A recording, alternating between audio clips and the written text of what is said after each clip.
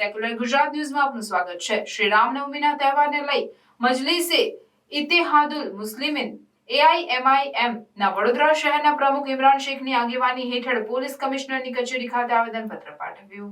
રામનવમીના તહેવાર નિમિત્તે યોજાનારી ભવ્ય શોભાયાત્રાની સુરક્ષા અને યાત્રાના નિયત રૂટમાં આવતા તમામ ધાર્મિક સ્થળોની સુરક્ષાને ધ્યાને લઈ મજલિસે ઇત્તેહાદુલ મુસ્લિમ AIMIM ના વડોદરા શહેરના પ્રમુખ ઇમરાન શેખની આગેવાની હેઠળ વડોદરા શહેર પોલીસ કમિશનરની કચેરી ખાતે આવેદનપત્ર પાઠવી રજૂઆત કરવામાં આવી હતી। આવેદનપત્રમાં જણાવ્યા મુજબ સમગ્ર શોભાયાત્રા દરમિયાન શહેરીજનોની સુરક્ષા અને તેમના અધિકારોનું રક્ષણ થાય તેમજ શોભાયાત્રાના તમામ રૂટ ઉપર CCTV કેમેરા ચાલુ હાલતમાં છે કે નહીં તેની ચકાસણી અને શોભાયાત્રામાં ઉત્તેજક ભાષણ કે અન્ય પ્રકારના કોઈ નારા કે કોઈ મારક હથિયારોનું જાહેરમાં પ્રદર્શન થાય નહીં એવી અનેક બાબતોનો ઉલ્લેખ કરવામાં આવ્યો હતો। રિપોર્ટર નઝીર શેખ સાથે આરિફ સૈયદ। આજે અમે ઓલ ઇન્ડિયા મજલિસ ઇત્તેહાદુલ મુસ્લિમીન તરફથી વડોદરા શહેર પોલીસ કમિશનરને એક આવેદનપત્ર આપવા માટે આવ્યા છે। કાલે રામનવમીનો તહેવાર છે। વડોદરા શહેરમાં રામનવમીનો તહેવાર ધામધૂમપૂર્વક ઉજવાય છે।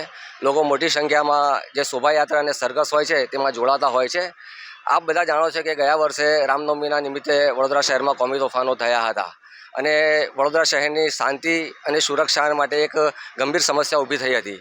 અમે ઈચ્છીએ છીએ કે ગયા વર્ષે જે સ્થિતિનું નિર્માણ થયું હતું આ વખતે સ્થિતિ થાય નહીં અને વડોદરા શહેરના તમામ શહેરીજનોની સુરક્ષા અને શાંતિ અને સલામતી જળવાઈ રહે તે માટે અમે આજે આવેદનપત્ર આપવા માટે આવ્યા છે અને અમે વડોદરા શહેર પોલીસ કમિશનરને ચોક્કસ કેટલીક બાબતો છે એના પર અમે ધ્યાન દોરવા માગીએ છીએ। જેમાં ગયા વર્ષે જે PIL કરવામાં આવી હતી જેમાં એઝાઝ ખાન પઠાણ દ્વારા જે ધાર્મિક ઉત્સવો છે અને જે તહેવારો છે તેમાં જે હિંસક ઘટનાઓ બની રહી હતી તેમાં રોકવા માટે તેમણે એક PIL કરી હતી અને એ PILના અનુસંધાનમાં હાઈકોર્ટે કેટલાક મહત્ત્વના આદેશો કર્યા હતા અને આ આદેશોમાં જે રેલીઓના જે રૂટ છે તેમાં તમામ જે ધાર્મિક સ્થાનો છે અને સંવેદનશીલ જે વિસ્તારો છે તેમાં પૂરતા પ્રમાણમાં પોલીસ જવાનો SRPF RPF હોમગાર્ડ્સ તેમની તમામની નિમણૂક અને બંદોબસ્ત પૂરતા પ્રમાણમાં રાખવાનો હાઈકોર્ટનો આદેશ હતો।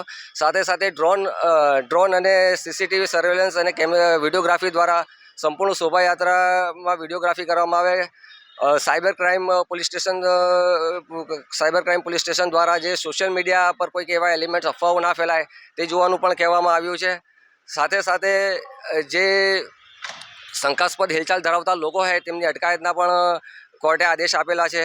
એટલે આ બધા જ મુદ્દાઓને લઈને અમે આજે પોલીસ કમિશનરને મળવા માટે આવ્યા છે અને અમારી માંગણી એ જ છે કે જે નામદાર ગુજરાત હાઈકોર્ટે જે આદેશો આપ્યા છે તેનું સંપૂર્ણપણે પાલન થાય અને લોકોની સુરક્ષા અને શાંતિ શહેરમાં જળવાઈ રહે તે અમારી માંગણી છે। शेख इमरान AIMIM वडोदरा शहर प्रमुख।